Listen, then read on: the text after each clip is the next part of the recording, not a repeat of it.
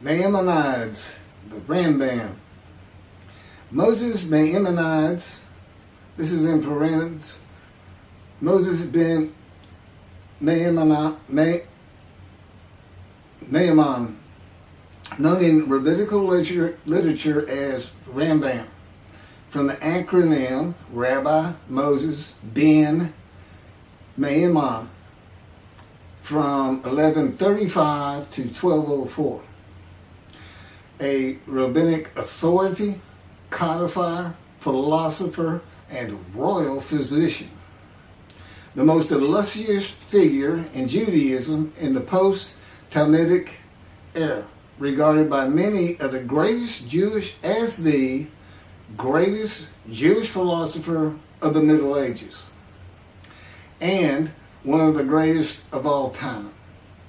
He was successful in bringing four cultures, Greco-Roman, Arab, Jewish, and Western, together in one person, and in doing so remains one of the most influential religious philosophers of the intellectual world.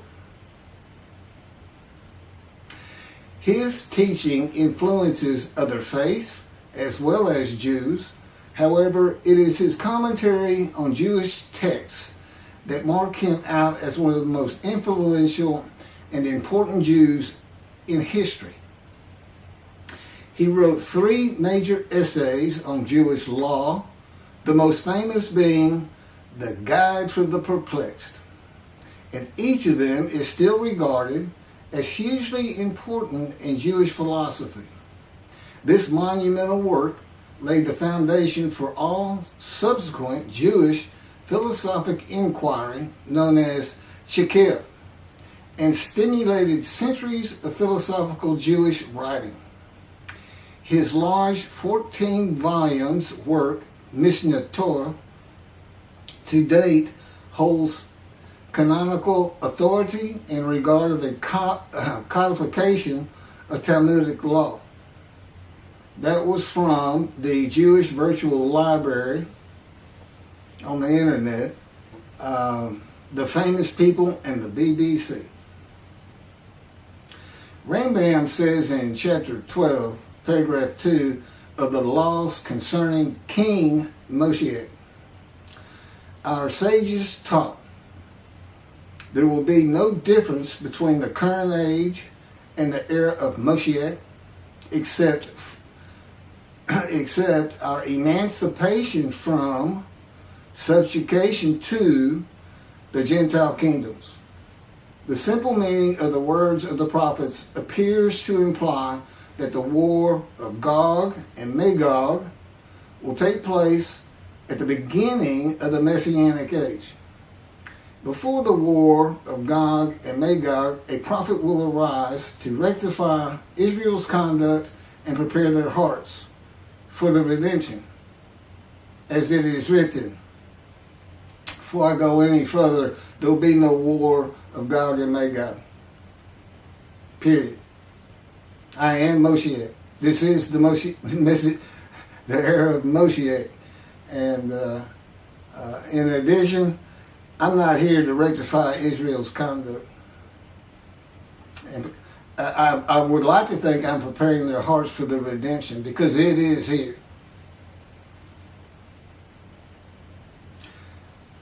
This is from Malachi chapter 3, verse 23.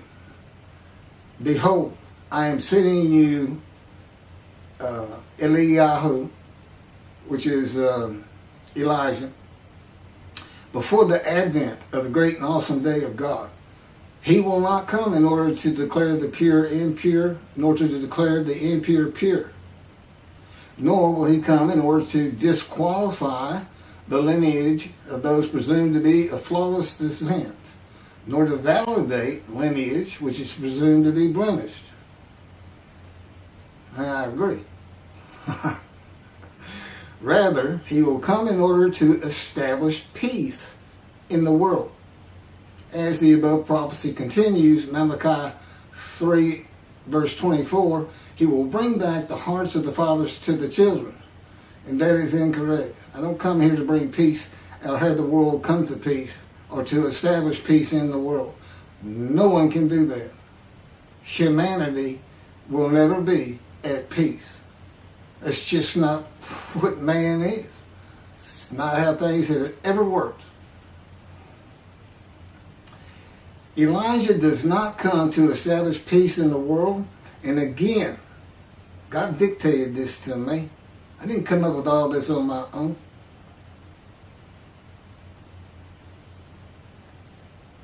From the book Isaiah 53, In the Day of the Lord.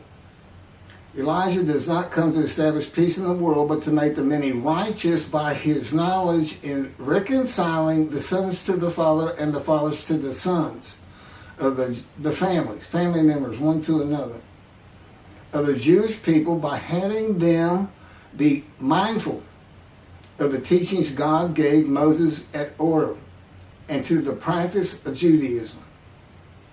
Okay, be mindful. That's an amendment to the first, the covenant between God and the Israelites given by Moses. It's just an amendment because they had to have strict compliance with 100% of the Israelites agreeing to it, that they would all abide by it. Today he's saying be mindful, and he's also saying it doesn't have to be 100% of the people, those who heed and revere and esteem his name. And he knows it's not going to be all of the Jews, notwithstanding the fact he has forgiven their sins and remembers their iniquities no more.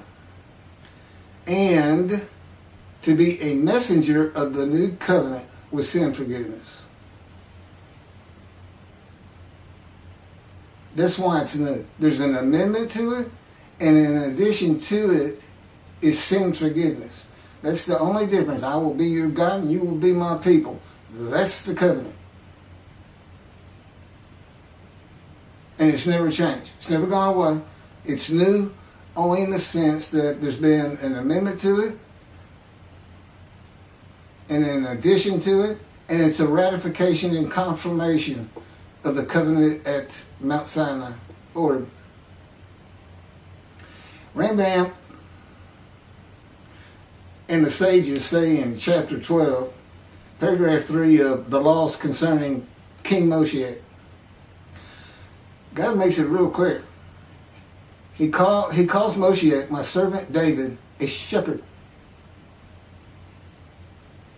He's a teacher. There's been no Rabbinic kingdom dynasty that Rambam thinks is coming. And that's all you have. Now there is a slight reference to king and prince throughout the covenant of friendship. That just means leader in this context. He's a ruler amongst the people, not a ruler over the people. This is just Rambam's rendition of what a Rabbinic kingdom would be. But it's not in the Hebrew Bible. During the era of the King Moshe, once his kingdom has been established and all of Israel has gathered around him, the entire nation's line of descent will be established on the basis of his words, through the prophetic spirit which will rest upon him. In the Middle Ages and in antiquity, they believed in prophetic spirits. This will not happen. I do not have a prophetic spirit. The Spirit of God alighted upon me, but he's a person. Now, he helps me. He'll tell me things and teach me things. But there's no such... there's by and large, nobody believes in that kind of thing anymore. That somebody can just prophesy. God prophesied. He has absolute knowledge of humanity from Adam on to the ends of the earth. Okay, now he can tell a man, write this down, or go tell the people this. But that's just coming from him by knowledge. No man gets a spirit upon him and all of a sudden he can prophesy.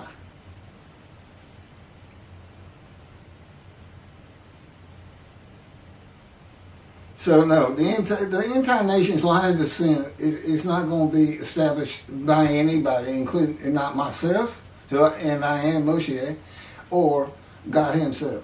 That's just not going to happen. As it is written, he shall sit as a refiner and purifier. He will purify the lineage of the Levites first, stating that this one is a priest of defined lineage, and this one is a Levite, a divine lineage. Rambam basis for this belief is a verse in the book of Ezra, chapter 2, verse 63. The governor said to them, "They shall not eat of the most holy things until a priest arises who will wear the Urim and the Thummim."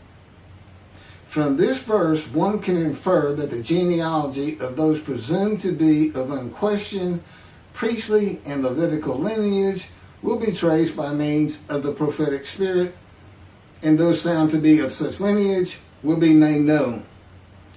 He will define the lineage of the Israelites according to their tribe alone, i.e., he will make known each person's tribal origin, stating that this one is from this tribe and this is from another tribe. It's not going to happen. And he's talking about Moshiach being the purifier. He got that wrong too. He shall sit as a refiner and purifier from the first paragraph of chapter 12. Paragraph 3 is not Moshiach. God purifies and refines. And he comes with Elijah and the angel of the covenant that you desire. Rambam says the prophetic spirit will rest upon the anointed one. The prophecy of the Hebrew Bible, the prophecies of God. I just gave you my summarization of before I read this, of what I'm about to reread. The difference is, this sounds better, and this is what God dictated.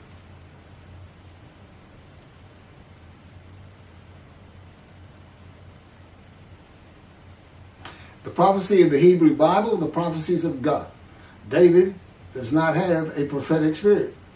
While prophetic spirits were a common belief in the ancient age and Middle Ages, that is not true for the age of reasoning and information. Isaiah chapter 11 verse 2 defines the attributes of the spirit that alights upon the anointed one as a spirit of wisdom and insight, a spirit of counsel and valor, a spirit of devotion and reverence for the Lord.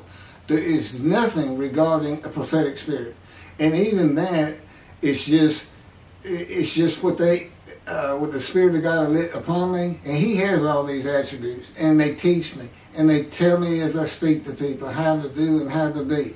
But a spirit didn't just alight upon me in and of itself, and within God's Spirit is God Himself, His very presence, His mind. You know, it's a hard concept because Judaism's never taught it, but it's in Ezekiel. I don't recall the chapter and verse, but God told Ezekiel, get up upon your feet. Ezekiel says, at that very moment, a spirit entered into me, and I could hear God's words. Couldn't hear God's words until the Spirit entered into him. Why? They had to be inside you. They had to be inside you. It's speaking to your mind. God doesn't have a mouth or tongue. He can, within me, He can make me sense, perceive that this is where His presence is. And that is where the words are coming from. As though to my ear, even though it doesn't really seem like my ear, but it does seem like it's coming from over here, or over here, wherever He wants to do it. The Spirit enters into you, and God is in His Spirit. And this is Malachi chapter 3, verse 2 through 5. But who can endure the day of His coming? And who can hold out when He appears? For He is like a smelter's fire and like fuller's lye. He shall act like a smelter and purger of silver. And He shall purify the descendants of Levi and refine them like gold and silver. So they shall present offerings in righteousness.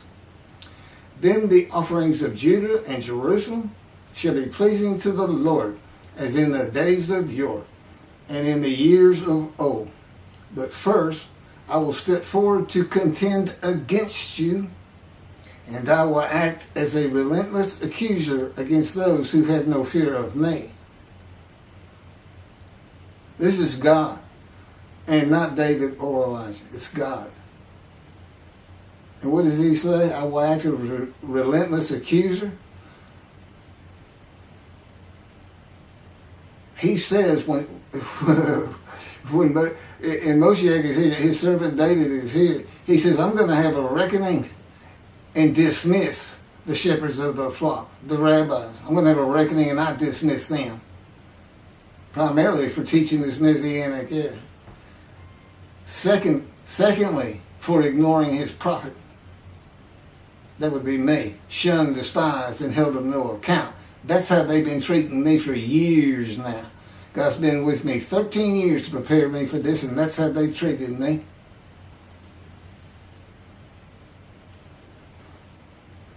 In Hebrew writing, it is common to express the same idea twice. Okay, God's telling me to move on. I don't need to hear that. It just had to do with smelting and this and that. In Malachi 1 and 2, the priesthood has been defiled. They offered polluted offerings. They have turned from God and refused to listen to him, and they profane God's covenant. They disregard God's ways. This is in quotes from Ezekiel chapter. Well, it's in quotes anyway. Those who have no fear of me would be the priestly tribe of the Levites, and not pertaining to genealogy or tribal lineage, but to Ezekiel 34. Thus said the Lord God, I'm going to deal with the shepherds. I will demand a reckoning of them for my flock, and I will dismiss them from tending my flock. It's Ezekiel chapter 34, verse 10. Then I will appoint a single shepherd over them to tend them, my servant David. Again, that's Moshiach. He shall tend them. He shall be a shepherd to them. Not a king. I, the Lord, will be their God. My servant David shall be a ruler among them. I, the Lord, have spoken, and I will grant them a covenant of friendship. Malachi chapter 3, verse 3 says that he shall purify the descendants of Levi and refine them like gold or silver, so that they shall present offerings in righteousness. This would be those rabbis who accept the words of the prophets of God as interpreted in this day of reasoning and information, and not as interpreted in the ancient age and middle age.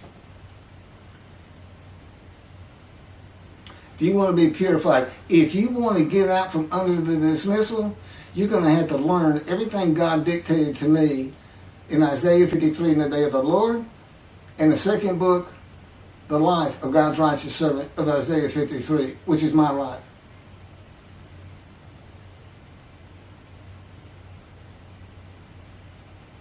That'll purify you. That'll get you back on the scroll of remembrance so you can see the heaven God is creating. The name Israel shall endure. The era of redemption, restoration, and exaltation versus the day of the Lord, as found in the book.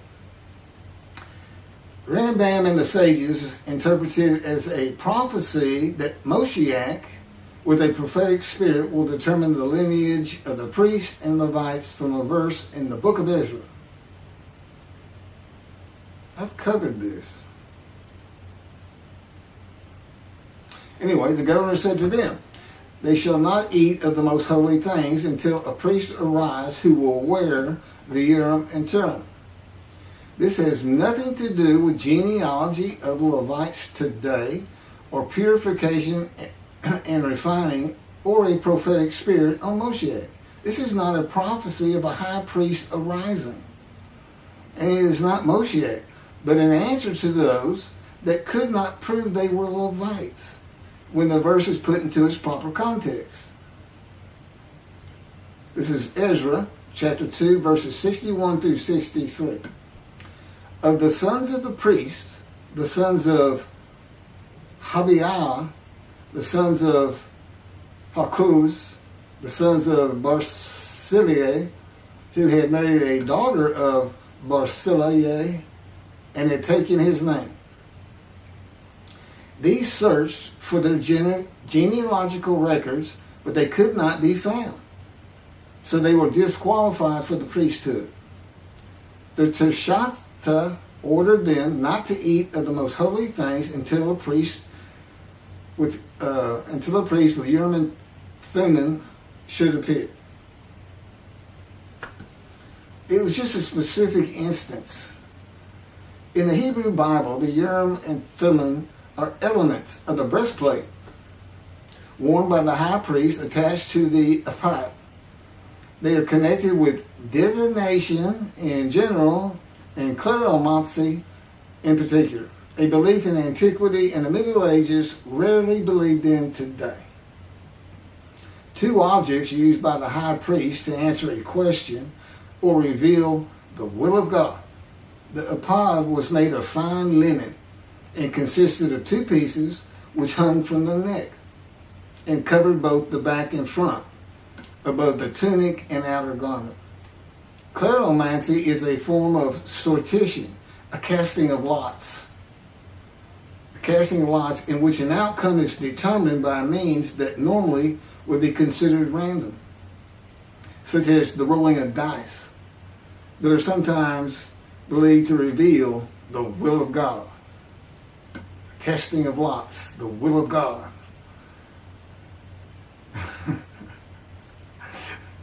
This is not believed in today.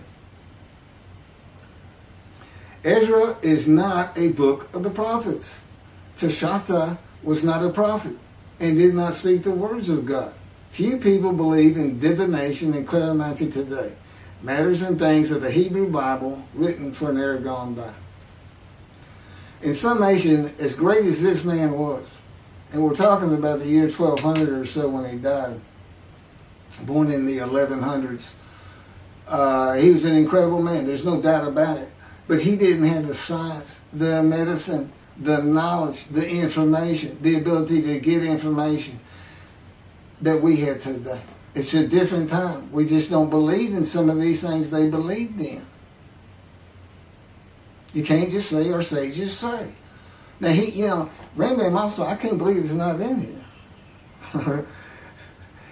He said Moshe is going to perfect the world, and the entire world was going to speak Hebrew. Okay? And he gets that from Zephaniah chapter 9, verse 10. God says, and I think most people have heard this phrase, they shall be a people of a pure speech. He takes that to be the people of the world. Well, the only problem is that, read verse 9. In verse 9, God talks about his anger against the world and how he would actually terminate it with fire.